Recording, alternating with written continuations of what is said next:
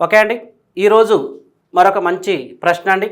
మన SA mathematics మెథడాలజీలో మరొక new book ప్రకారం ఉన్నటువంటి క్వశ్చన్ అండి.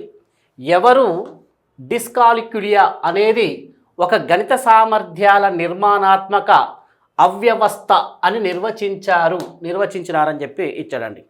ఎవరు దీన్ని అంటే శామ్యూల్ కిర్క్ 1962 ఇచ్చాడు, మేరీ పోటర్ 1974, కోస్క్ 1974, నెక్స్ట్ వర్గిల్ మెలోరీ 1964 అని ఇచ్చారండి. దీనికి ఆన్సర్ ఏంటంటే మనకు కోస్క్ అనేటటువంటి వ్యక్తి 1974లో చెప్పడం జరిగింది.